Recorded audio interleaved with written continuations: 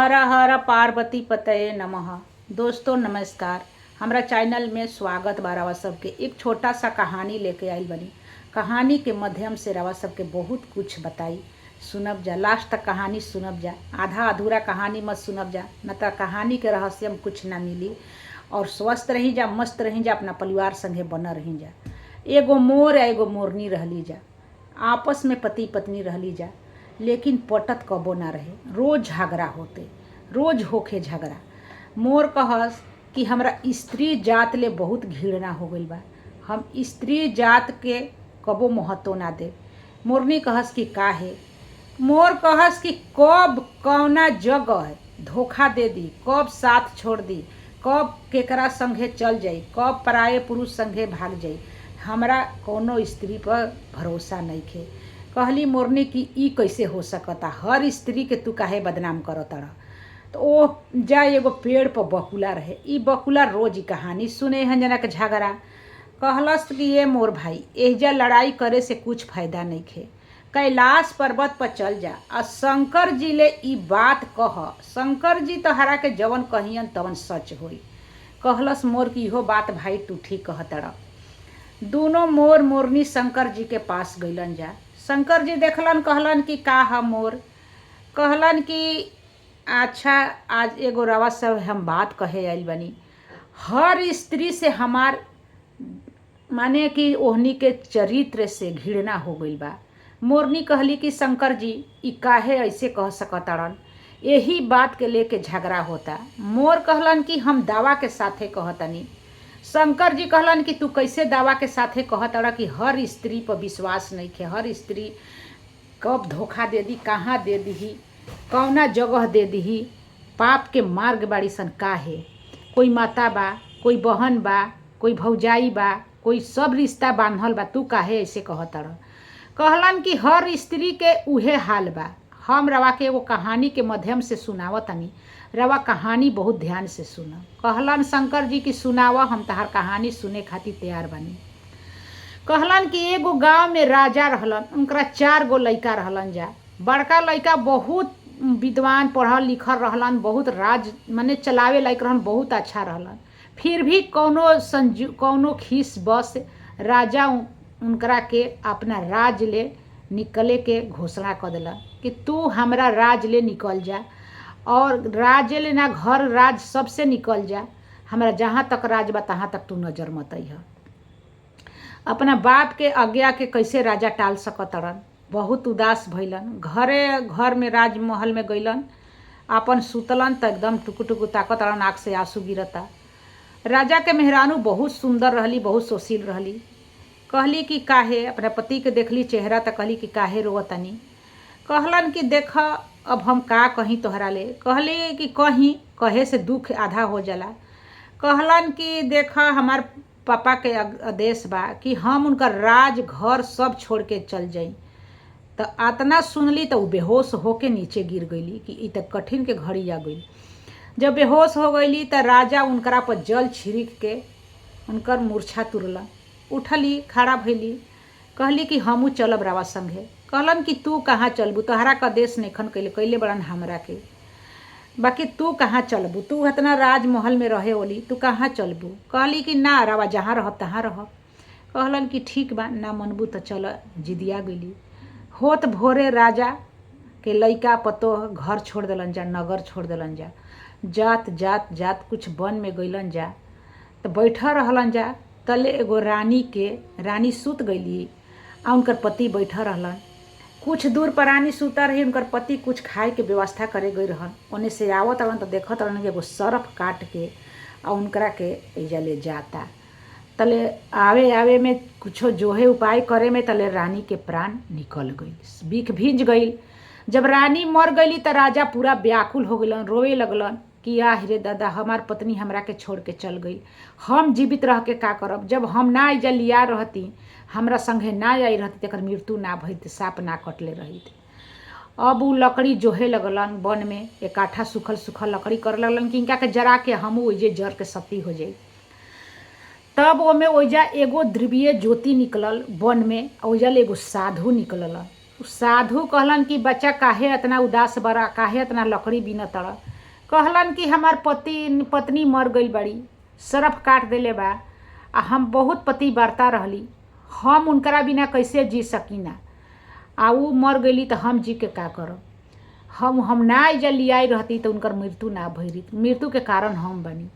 कहलन साधु कि ना बच्चा, ई ऐसन बात नइखे, उनकर मृत्यु होखही के रहे, आ जीवित रहब त क गो रानी अइहन जा। कहलन कि ना हम जीवित ना रहब, ऊ मर गईली तो हम जी के का करब। कहलन साधु कि मानिहन ना। कहलन कि बेटा तहरा पत्नी के हम जीवित कर सकतानी, लेकिन एगो शरीयत बा। कहलन कि का? कहलन कि इहे एगो शरीयत बा कि जब पत्नी तहार जिंदा हो जइहन त उनका के रहस्यम आपन बात रखिय, उनका ले कहे के नइखे। कहलन कि कैसे जीवित होइहन? कहलन कि देख तोहार 70 बरिस के आयु बा, 20 बरिस त निकल गई, लेकिन अभी माने 30 बरिस बा तहार, चाहे 30 बरिस तहार अभी आयु बा, ओमे से 20 बरिस उनकरा के दे द। कहलन कि ठीक बा, कहलन कि उनकरा के दे द। और आपन माने तहार और आयु तहार रही 40 बरिस बा, तहार और 40 बरिस रही, उनका 20 बरिस दे द, 20 बरिस तहार रही, दोनों जना के बराबर रही। कहली कि ठीक बा। तो आपन आयु गंगाजल ले अइलन, साधु गंगाजल निकललन। कहलन कि संकल्प कर कि हम आपन 20 बरिस आयु अपना रानी के देतानी, तुरंत रानी जीवित हो जिहन, लेकिन ई रहस्य में अपना दिल में रखिय। गंगाजल से संकल्प लेके रानी के शरीर पर छिड़कलन। कहलन कि 20 बरिस आपन आयु रानी के देतानी। जब जल छिड़कलन तो रानी जीवित हो गई। जब जीवित हो गई तो कहलन कि तू बहुत सुतर रहू, थाक गई रहू, सुतर रहू, यही से तोहरा के हम छोड़ देनी, जगौनी है ना, आराम करे खातिर तोहार जरूरत रहे। ई ना कहलन कि तोहरा के सांप काट देले रहे, तू मर गई रहू, कुछ भी ना कहलन। कहलन कि तू बहुत सुत गई रहू, आराम के जरूरत रहे, ऐसे तोहरा के हम जगौनी है ना, चले के जाओ।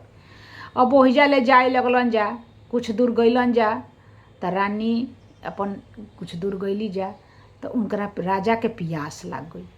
जब पियास लाग गई तो वन में जात एगो कुटिया रहे, वो कुटिया में एगो फकीर रहे। तो कहलन राजा कि हमरा बहुत कस के पियास लागल बा रानी, गाला सुखाता।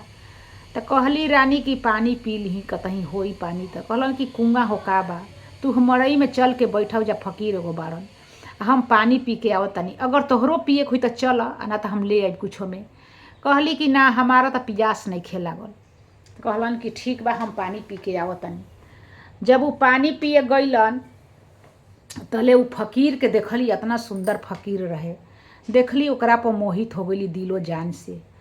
तब ओकरा भीरी जाके फकीर से कहली रानी कि आप तो एजा बहुत आराम से रहत होखब। कहलन कि तूहू एजा आराम से रह सकलू। कहली कि कैसे, वो तो हमार पति बाड़न, हम कैसे एजा आराम से रह सकीना। तब वो फकीर समझ गई कि ई दिलो जान से हमरा पर अस्कृत हो गई बड़ी। तब कहलन फकीर कि तहरा का हम एगो उपाय बतावतनी, तू उपाय कर सकेलू। कहली कि कैसे? कहलन कि देख, अगर तहार पति आवत रहन पानी पी के, फिर कहिया कि हमार गाला सुखाता, हम पानी पियब। अगर पानी ले आवे चल जाता रहन, भरिहन कुइया में पानी भरे लगिहन, उनका के ढकेल दीह, आ तब ओकरा बाद में हम देख ले। कहली कि ये तो बात हो सकेला। कहली ठीक बा। कहलस मोर कि प्रभु सुनतानी ना, सुनी, अब एजे ले तिरिया चरित्र के खेला सुनी। कहलन कि हाँ हम सुनतानी, तू कह। फिर आगे बढ़ल मोर। कहलस कि फिर राजा अइलन, जे राजा आके रस्सी धैलन, तेव कहताड़ी रानी की पानी पियनी। तो हाँ हमरो बहुत कस के पियास लागल बा, गाला सुखाता। कहलन कि ओती घड़ी कहनी है तो कहलू हो कि ना, जा तनी बनबस्त कह के पानी ले आओ तनी कुछो में ना। कहली कि ठीक बा जाई। वो बेचारा फिर पानी लावे चल गलन, वो कुआं पर जाए लगलन। तो ई पीछे पीछे जाके आ उनका जे वो पानी भरे लगलन, ते उनकरा के कुआं में ढकेल देली। वो तो संजोग बस कुआं में सिकर यही सदमी लटका देते रहे पहले, वो सिकर ध के झूल गइलन। आ वो कुआं में उनका के गिरा के आ चल अली फकीर घरे। बहुत फकीर भीरी जाके खुश हो गई, दोनों जना रहे लगन जा। आ ई बेचारा कुआं में अब सिकर ध के झूलल बाड़न, अब तो भगवान भरोसा बाड़न। तब कुछ देरी के बाद बंजारा के ओने से झुंड आवत रहे। तो एगो बंजारा के पियास लागल। तो कहलस कि पानी भर के जब पानी पी के तब हमनी के चलल जी आगे। जब पानी पिए के बल्टी कुइयाँ में ढिरलस तो उ बल्टी ध के अपन झूललन आ कहलस तब उ नीचे झकलस काहे भारी लागता। तो देखलस तो आदमी बा। कहलस कि ए भाई तू के हवा। कहलन कि पहले हमरा के निकालबा तब न बात बतियाई। तो बंजारा के दाया आई कि कोई राहगीर होई गिर गइल बा। ओकरा के राजा के निकललस त राजा ले कहानी पूछलस कि तू काहे इनार में गिरल बड़। त राजा कहलन कि देखी हमार पापा जौन बाड़न बहुत राजा हवन, उ हमरा के आदेश दिलन कि घर से निकल जा। तो हमार औरत कहली कि हमू चलब। तो हमार औरतों भी अइली, उनकरा के सांप काट दिलस। हम आपन अर्दवाए उनकरा के देनी 20 बरिस के, लेकिन उनकरा मन में खोट हो गई, हमरा के कुआं में ढकेल दिली। कहलन कि आय। कहलस बंजारा कि भाई स्त्री पर भरोसा ना करे के चाही, कब ओकर दिमाग कहाँ चल जाई कोनो ठिकाना नइखे। कहलन कि ठीक बा। अब बेचारा उ कुआं में अब कहलन कि चले। बंजारा कहलस कि अब हमरा संगे तू चल रही ह, हमनी के अपन मिल के जुल के रहल जाई, हमरा संगे रही ह। बंजारा अपना साथे रख लेलस झुंड में। त ओही नगर में जौना नगर में उ फकीर अब दूसरा राज में जाके उनकरा के अतना नाच गान सिखा दिलस कि उ अतना नाचे गावे ओली हो गईली कि उनकरा पैसा पर राज करे लगल। करोड़ों अरबों रुपया उ कमाए लगली, माने रोज के। रोज उ अपन फकीर अपन राज करे उनकरा पैसा से। त ओही गांव में जौना गांव में फकीर रहे तौना गांव में उहो बंजारा के झुंड गईल। तो कहलन राजा के लइका कि हम यही राज में रहे के। बंजारा कहलसन कि हमनी के कोनो दिक्कत नहीं है दोस्त, तो तू जहाँ कहबा तहाँ रहल जाई। कहलन कि हमनी के एजे रहे के। उ बेचारा अब कहलन कि कितना दिन हम दूसरा का असर रहित रहब। उ अपन काम के तलाश में जाए लगलन।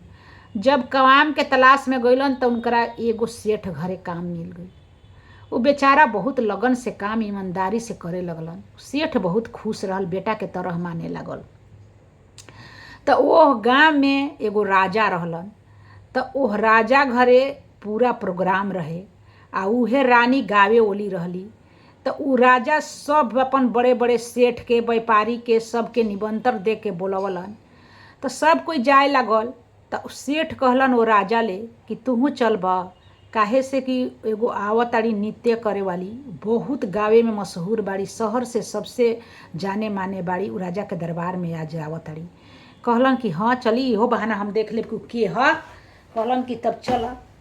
जब उ गइलन आ जब उनकर नृत्य पर्दा पर शुरू भइल आ गावे लगली आ नाचे लगली, तो राजा उनका आवाज़ ले पहचान लेलन, चाल ढाल ले पहुँचल तो रानी हई। तब उ अपन हीरा के एगो अंगूठी पहनले रहलन, उ रानी के भेंट में देलन नाचे वाली के।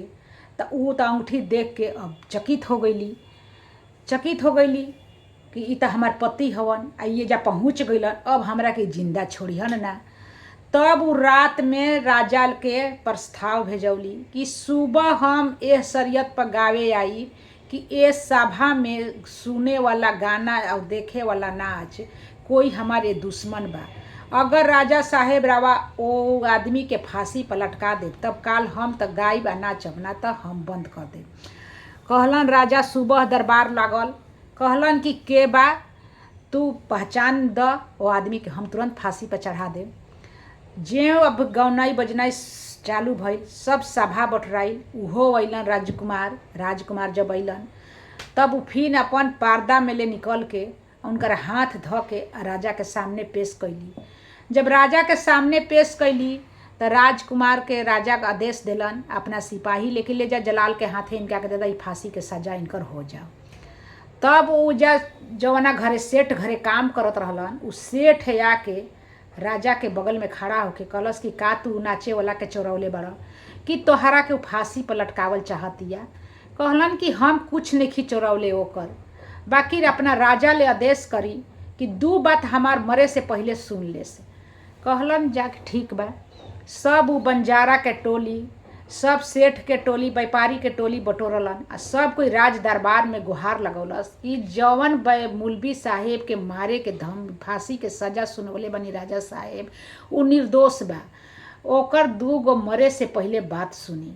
कहलन राजा कि ठीक बा, जनता से बढ़ के बाके, लेकिन सब कोई जब एक मुँह कहता तो जरूर रहस्यम बा, हम उनकर बात सुने खातिर तैयार बानी। जब बात सुने खातिर तैयार बानी, सभा में राजा बैठा रहलन, ओहो अपन गइलन राजकुमार गइलन त राजा देखलन कि अरे इ त राजकुमार बा, हाव भाव बा, वैसे सुंदर बा। कहलन कि तू अपन दिल खोल के बात कह सभा में, तहर का बात बा, का चोरौले बड़ा ओकर।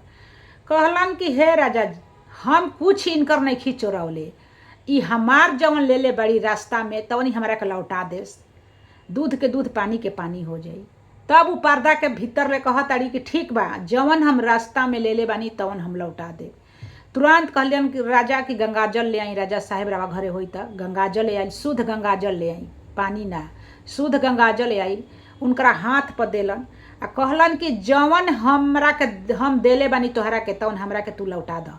कहली कि ठीक बा, हाथ पर गंगाजल लेके कहली कि जवन हम ले ले बानी इनकर हम लौटावतनी। आ ऊ कहलन कि जवन ई हम देले बानी तवन इनका से हम लेतनी।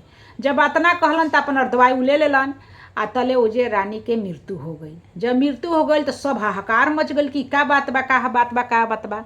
तब उ राजा ले अपन घर से लेके, रास्ता से लेके, सांप काटला से लेके फकीर के कहानी सारा हाल सुनौलन। राजा के हृदय में एकदम दगदग हो गई। उनका के राजकुमार के गले लगौलन आ अपना लड़की ले शादी कैलन आ धन दौलत दे के राजा के अपना सामान दे के अपना घरे रखलन। आ राजा दामादो बन गइलन, धनो दौलत मिल गई, सुंदर स्त्रियों मिल गई आ मर गईली। यही से हमरा तिरिया चरित्र पर बहुत माने कि हमरा संदेह होला। ऐसे हमरा औरत मर्द ले, औरत जात ले घृणा होला। मोर कहलन, शंकर भगवान कहलन कि बहुत अच्छा कहानी सुनौला। पार्वती कहली कि सही बात बा, लेकिन हर औरत ऐसा ना होली जा। मोर कहलन कि रावा मानिए चाहे ना मानी। शंकर जी कहलन कि तोहरो अच्छा बात बा, लेकिन ओकरा बाद में विचार करब। अगर कहानी और अच्छा लगी सुने के होई तो एकरा बाद में के कहानी हम सुनाई रवा सबके। पहले कहानी सुन के कमेंट में लिखी जा कि कैसन लागल बा, अच्छा लागता कि ना लागता। तब माने एकरा बाद में हम शंकर जी का कहलन ओकरा बाद में सुनाई। हर हर पार्वती पतये नमः।